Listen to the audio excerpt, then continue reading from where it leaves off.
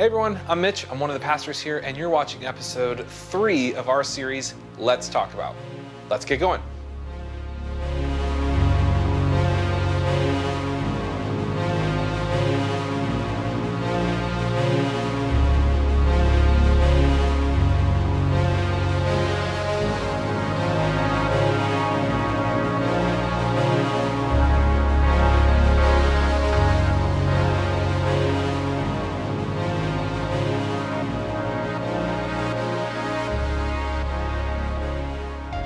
This series is Let's Talk About It. Let's talk about it. And here's the big idea there. Maybe you've noticed this, but over the past few years, we've been in a global pandemic. Maybe that's kind of came onto your radar.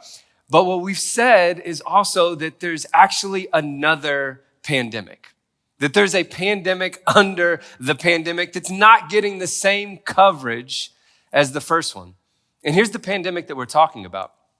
It's the mental and emotional health pandemic, right? And what the Kaiser Foundation actually came out and said is that this pandemic is affecting 1 out of every 2 people.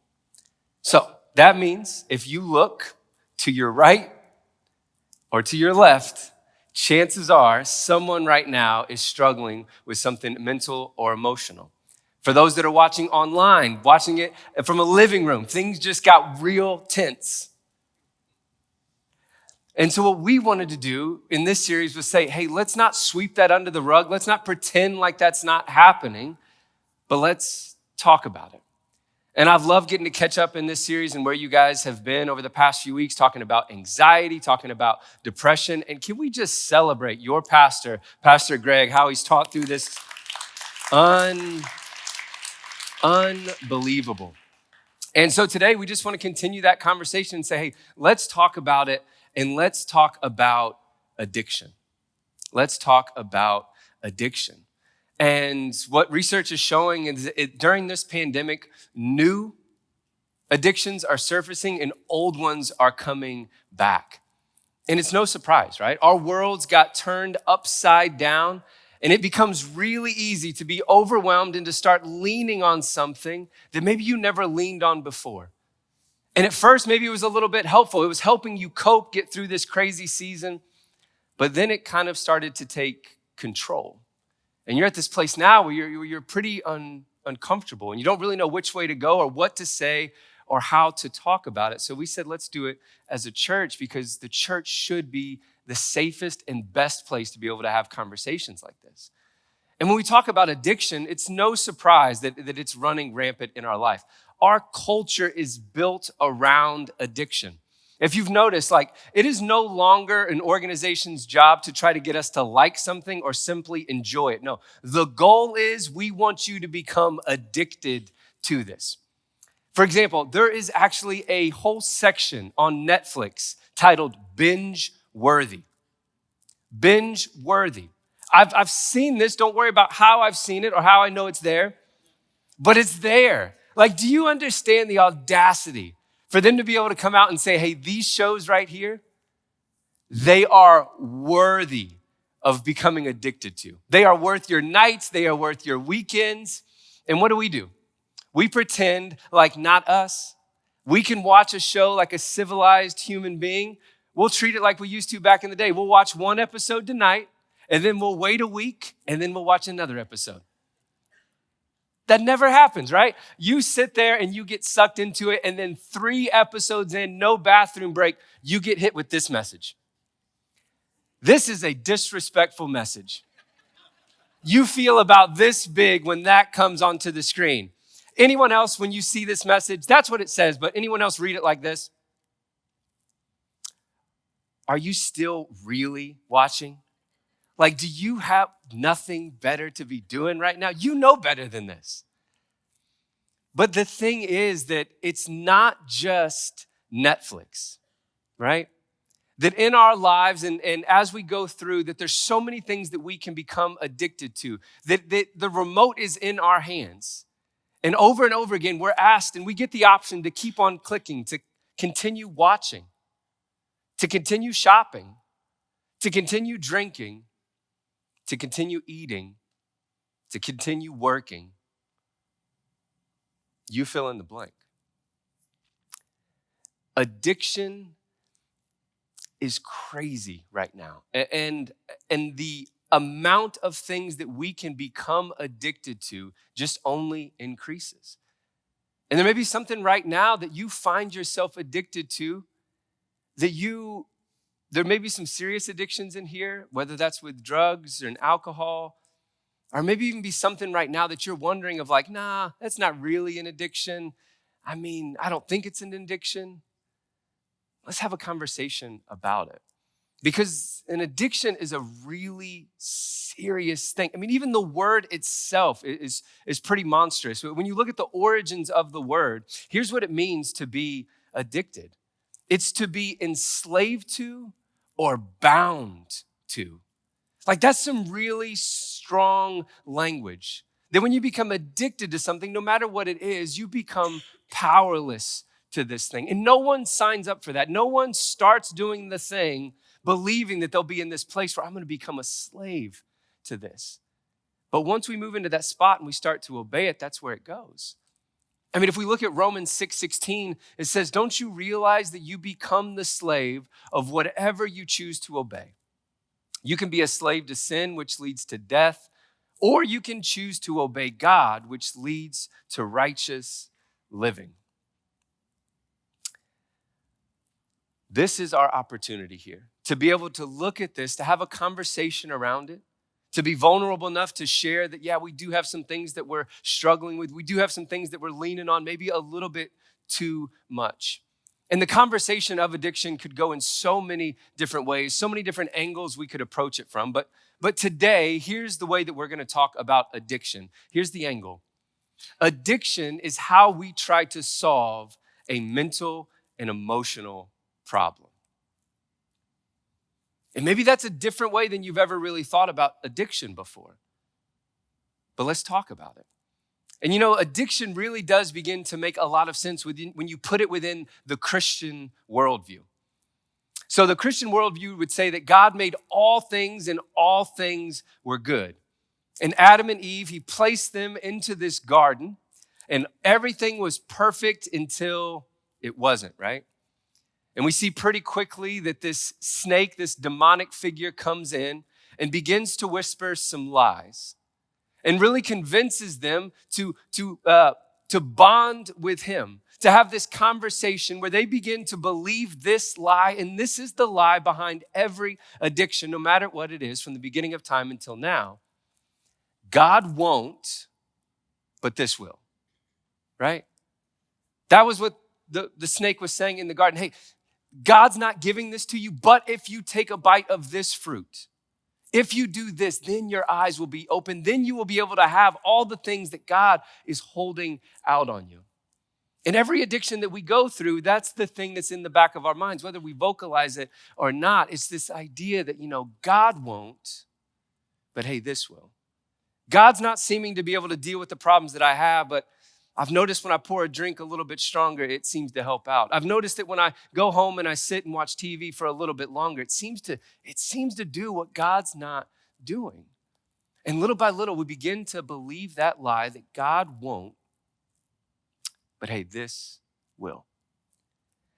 And what we want to do is we want to confront that lie because there is no truth in that it's a never-ending process once we jump into this boat, believing that God won't, but this will. And if we just take it over and over again, and we're left wanting and wanting for more. The authors of the Bible talk a lot about addiction, about idols. And our main text that we're going to be in today is in 1 John.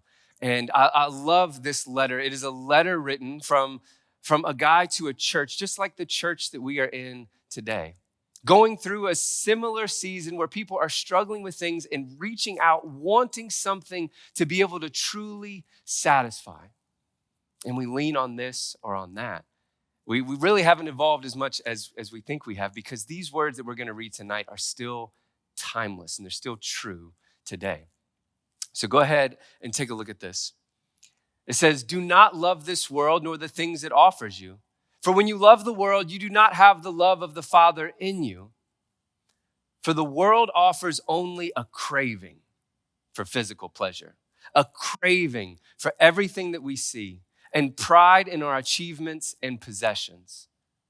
These are not from the Father, but are from this world. And this world is fading away along with everything that people crave. But anyone who does what pleases God will live forever. So it says that the only thing that this world offers is a craving. A craving. And I felt that. That it never truly satisfies, but it just gives you enough to make you salivate for it, to want it, but you can never have it. It's like when you have that craving for your favorite meal, but maybe the restaurant's already closed, or maybe it's permanently closed, and you have no way to satisfy it. Maybe you have a craving for your professional sports team to win a championship, but you live in Indiana. I can say that I'm from here. I know the pain that we've experienced. You guys are close enough to Chicago that you can take on some of their wins. That's great. But you know what I mean? That craving where I just want it, I long for it, and I get a little bit of a taste for it, but it never truly satisfies. And that cycle just goes on and on again. That's addiction. And then he does this amazing job of taking all of these things that we've become and can become addicted to, and he breaks them into three categories that we're going to look at tonight. Three big kind of overhead categories of pleasure, possessions, and pride. Chances are, if you are struggling with any kind of addiction right now, it's going to find itself into one of these three categories. So what we want to do is just kind of go one by one through each one of them and say, hey, what does that look like? How can I know that maybe this is something that I'm struggling with? So let's just start with the first one. Pleasure. This is the idea of I'm experiencing something, I'm craving something that is bringing me pleasure. Now, obviously, there are a lot of things in our lives that bring pleasure, and maybe they come from not so great places. Those are pretty evident, right? Like whether I'm looking at pornography or promiscuity or drugs or alcohol, it's bringing me this place of pleasure. We can look at those pretty easily and say, hey, yeah, it's not so great to become addicted to those. But there's also a whole nother side of becoming addicted to something when it comes to pleasure. And this is whenever there's good things that we can receive pleasure from, but when we elevate them, when we take them out of their little context and we make them this ultimate source of pleasure, that we become dependent on them and the pleasure that they bring for fulfillment, that's when it becomes a problem. For example, when you think about eating, food can bring pleasure. It's the same kind of dopamine that hits, whether it's drugs, alcohol, or even food. I mean, this is why we call it emotional eating. There is a response, there's something, remember, go back, what we're trying to cover here is addiction in the sense that we're trying to solve a mental or an emotional problem that we have no solve for. A lot of times we can't even identify. So we seek some of these things to help do it. And here's what that looks like. If you're wondering, is this me? Here's what it means to be addicted to something that's bringing pleasure. Do I need me and this feeling for me to feel complete? Do I need me and this bonded together before I can feel complete? The second one is possessions. Now, this could be anything. It's all to scale, really. But the idea is that you are seeking fulfillment by being able to possess something, to have something. And this could be clothes, this could be shoes, this could be cars, this could be houses, this could be more stamps for your stamp collection, right? The idea is that I am looking outward, I'm looking at something and I'm saying, if I can have that, when I get that, then I will feel complete. Then I will be satisfied. And we begin to just strive to try to cover ourselves up with all of these possessions. So for you, it is the best part of your week when you track that Amazon package. When you see it on your doorbell ringer thing where you say, okay, it has finally arrived. Like that is the thing that is bringing you fulfillment right now, is a possession. Or is your whole life geared around this idea that once I receive that, then I will feel complete? Here it is once again. It's this idea of I don't feel like I'm enough. But when I can be me, and if I can have that bonded together, then I will feel like I'm finally enough. And then the last one here is pride. Now, pride is tricky. Pride is kind of the underbelly of the first two. A lot of times, pride is the vehicle that takes us after all of these, after this pleasure and after all of these possessions that we search for. And the problem, the really scary thing about pride is that a lot of times it's the one that gets celebrated. Pride may be what's driving, but the results are being celebrated. For example, if next week you work 60 hours a week, 80 hours a week, no one's gonna hold an intervention for you. You're probably gonna get a pat on the back and be like, wow, you are really doing an incredible job. You work so hard. But what's the motivation behind that? Why are you working that many hours? What are you trying to prove, and who are you trying to prove it to? You have become addicted to being able to prove yourself, to look superior, to make yourself different than other people. And I'm telling you, addictions that we don't have to hide are some of the scariest addictions to have. Addictions that are celebrated can be some of the most hard addictions to break. And the problem with these three, that this is what our culture feeds us over and over and over again. That we get introduced to this amount of pleasure, to these possessions that we could have, but the problem is the pleasure that it offers is quickly gone. And the diminishing possessions, just like 1 John said, that they are quickly fading away. And pride never does what it says it's going to do. It always overpromises and underdelivers. We never get truly satisfied by these things, no matter how much we obtain. We need something more. I love the way Proverbs 27 says it. It says, just as death and destruction are never satisfied, so human desire is never satisfied. Human desire is never satisfied. I think we know this about ourselves, but I'm going to make the point by picking on small children to make it, okay?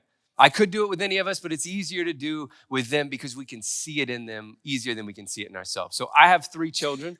They are 9, 7, and 5. I love them so much. They're great little humans. But some days, I treat them good every day. But parents, you guys know this. Sometimes you just want to go over the top. You want to show them a good time. You want them to remember this day for the rest of their lives.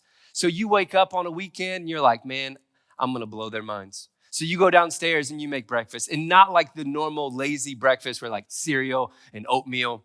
No, you're like, no, I'm going to make their favorite breakfast. And everyone's going to get their favorite breakfast. I'm making 3 different meals down here. And they come downstairs and like, oh my gosh, this is crazy. You made all of our favorite meals. How did you know? It's like, because I live here and you eat 3 things. So it was pretty easy to know what I was going to make. But they eat all their food. They're loving life. And you're like, hey, this is like an infomercial. There's more. Everybody get dressed, get ready to go. We're going to the park. That's right, we're going to the park. And we're going for a long time. Parents in the room, we don't like being at the park more than 10, 15 minutes. We're like, all right, you guys good? Did you get it all out of you? Can we go back home now? No, we're staying for a long time. Like I'm pointing out to my kids that, hey, that family, they came after us, or they came before us, and then they're leaving before us. Do you guys see this? Like we are here for a long time. We're shutting the park down. And then it's lunchtime. And we didn't pack a bag. No peanut butter and jellies today. No. I'm taking you guys to the place that parents pretend we don't take our kids to. Everyone laughed because where are we going? We're going to McDonald's, right? We're going to McDonald's. Chicken nuggets and French fries for everybody.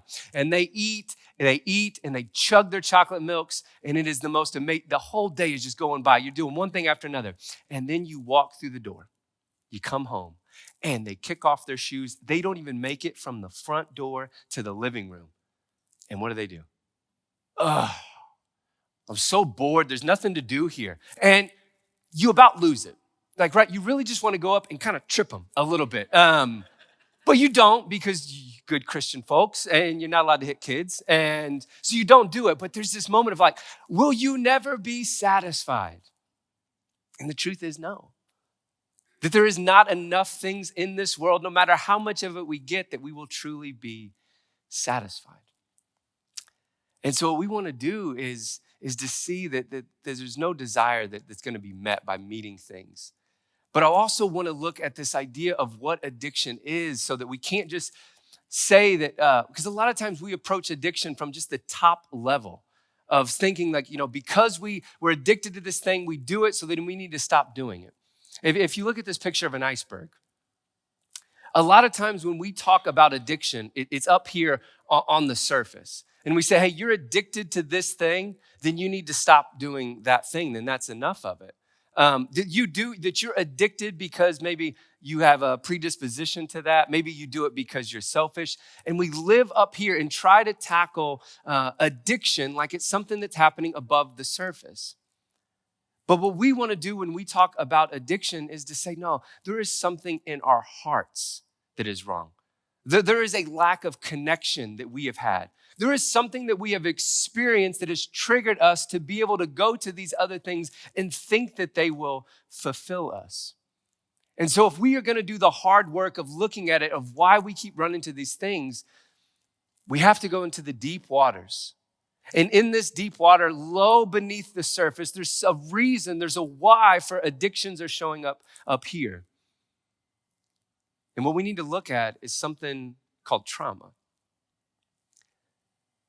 And maybe you're in the boat of like, hey, I actually didn't have that bad of a life. Trauma is really reserved for people that experience like severe abuse and all these other things. It's just not true. Trauma can come from something so small, but if it was unprocessed and undealt with, then it keeps showing up. For example, I can remember being in 7th grade, being in the locker room, changing, taking off my shirt, and one of the kids said that I had a cottage cheese belly. That was 20 years ago. I still think about that. Anytime I stand in front of a mirror, anytime I go swimming, I have those voices in the back of my mind. Do you not think that affects the way that I view my body, the choices that I make?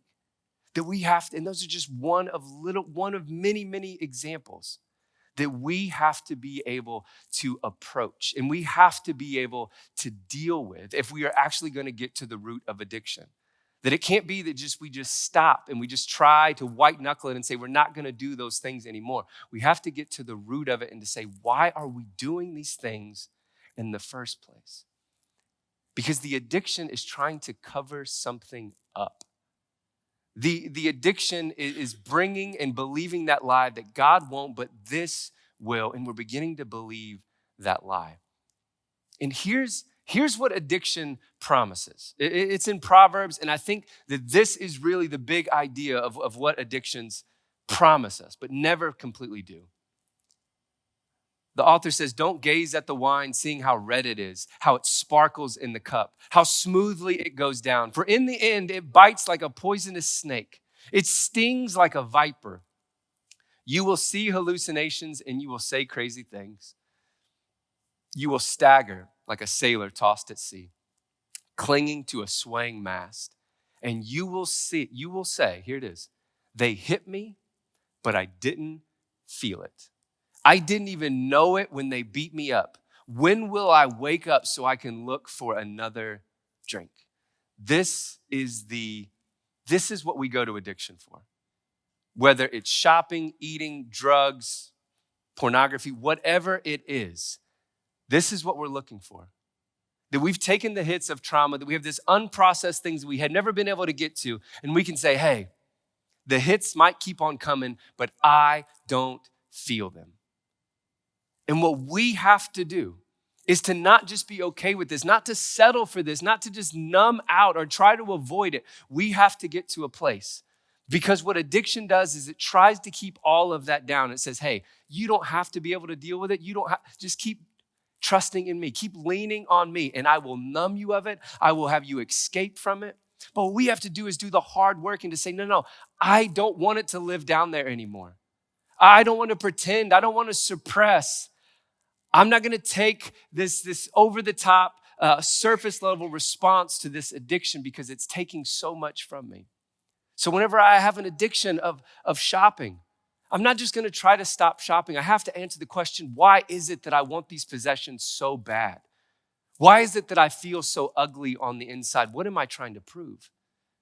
With drinking, what is it about this bottle? When I drink it and I begin to feel numb, what am I trying to run from? When I work out 7 days a week, 3 hours a day, what is it that I'm trying to do? What is it that I'm trying to suppress? What needs to come to the surface? Because that is when God can do healing. Healing doesn't come with addiction. Healing doesn't come when we try to suppress it and keep it in the dark waters.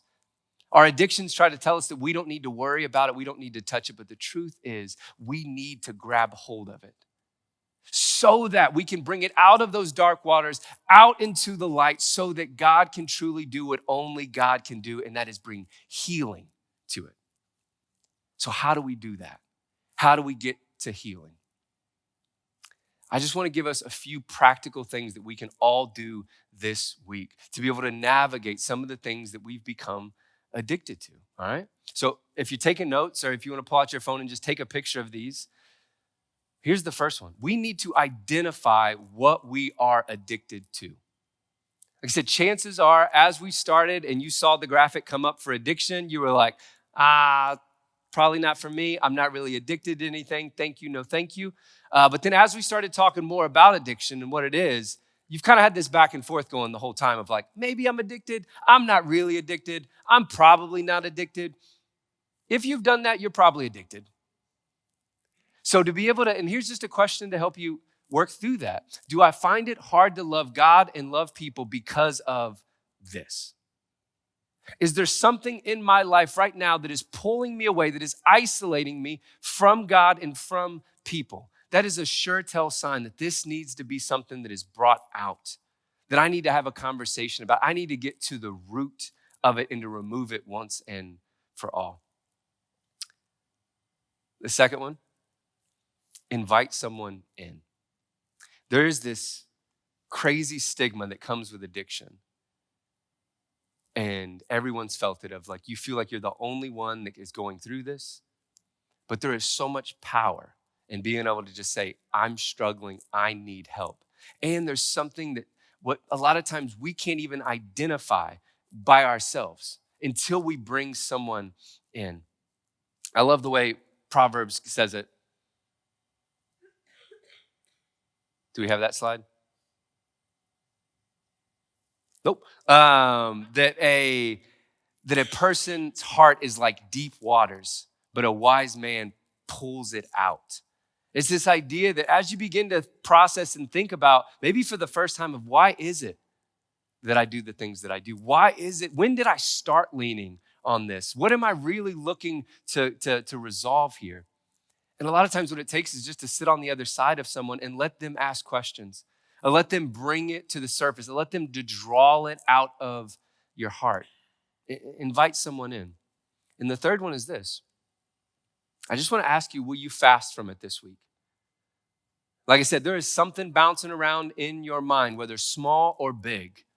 And you've talked yourself out of it back and forth now. And I just want to ask you, will you fast from it?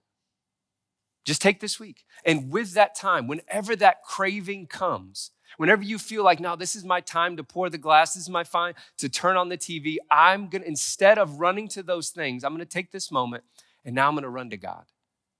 And I'm going to begin to have a conversation with God. And I'm going to ask him to be the one that fulfills me. I'm not going to settle for these cheap substitutes anymore.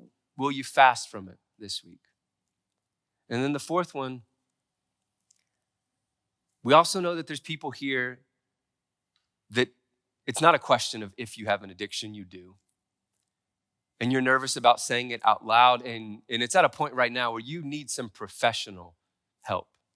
And we, as I'm speaking for Suncrest Church here, would love to help you find that. And if you simply just text the word counsel to 94,000, you will get a text back, and the church will do its best to set you up with a professional to be able to work through this and to find healing, all right? So those 4 things are all right there for you. And as we navigate through this, I just want to close with this. The problem with addiction is not that we want too much. It's that we don't want enough. The problem with addiction is that we have found lesser things to bond to, that we have attached ourselves to things that can never truly fulfill us. And until we turn to God, nothing else will do. Until we realize that the pleasure we seek is not going to be found in a screen or in another person or a relationship or anything like that. The pleasure that we seek, that feeling, it's unconditional love.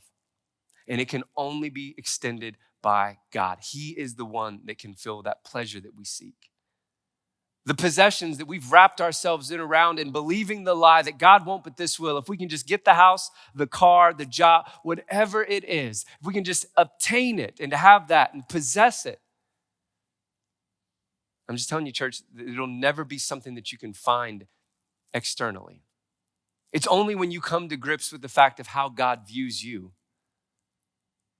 that you are the prized possession, that you are the one that is worthy of God leaving heaven for. You are the one that God would send his only son to die for. That while we were still enemies of God, when he knew everything that we would struggle with, when he knew that we would turn our back and settle for lesser things, he still said, yes, they are worth dying for.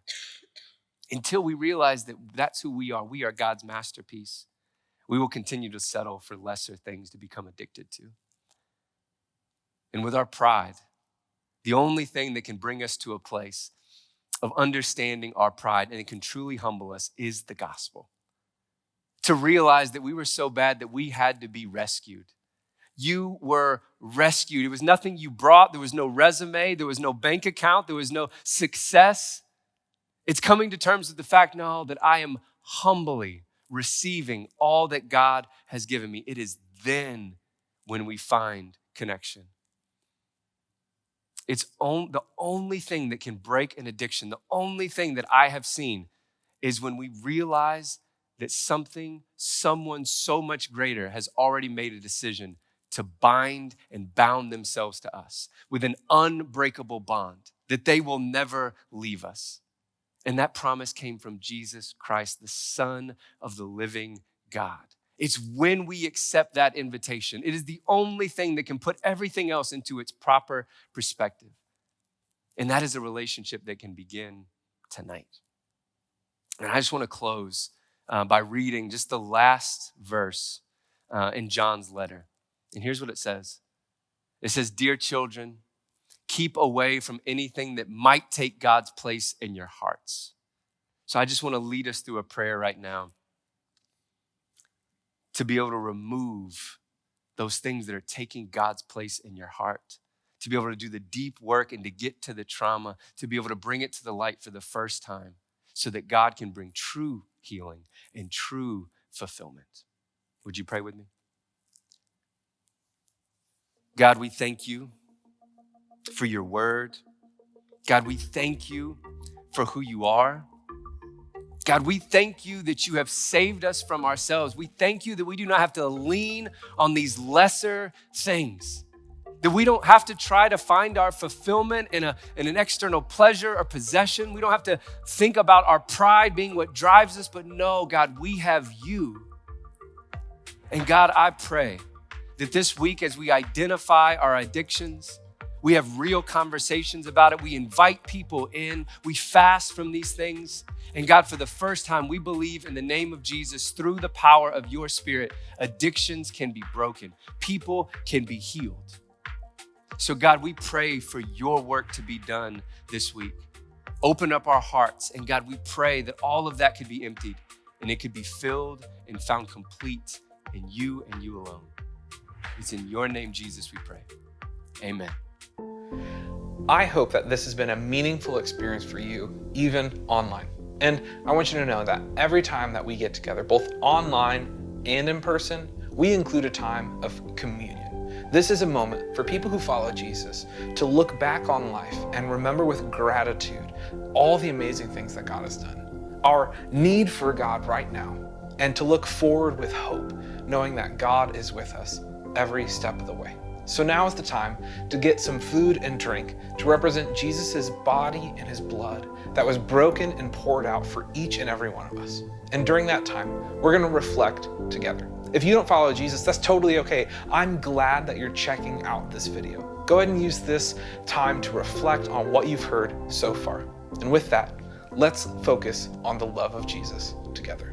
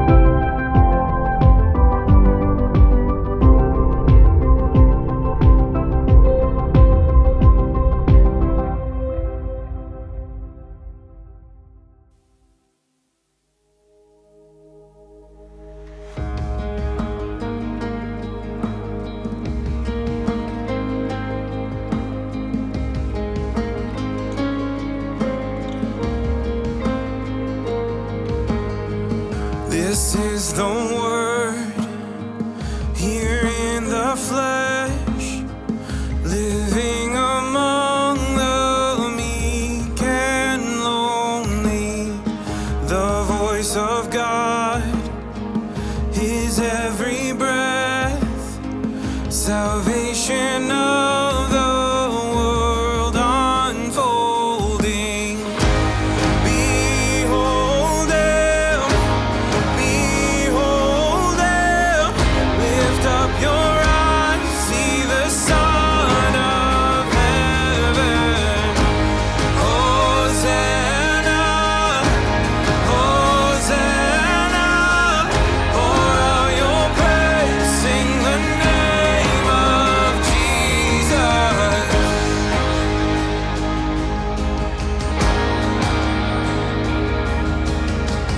This is his heart upon the cross, and from his wounds his mercies flowing.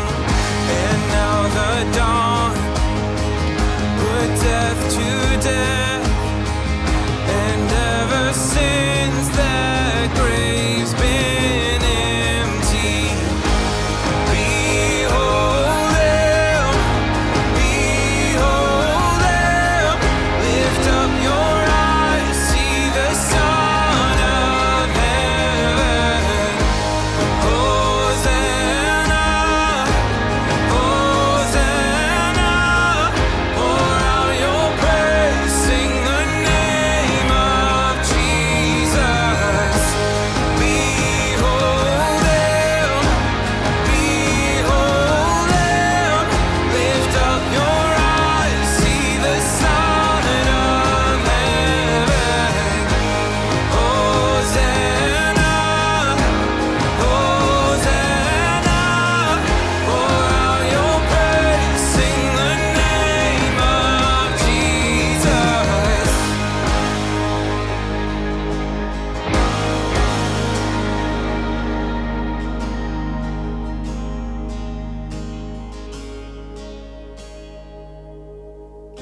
This is his home, here in our chest.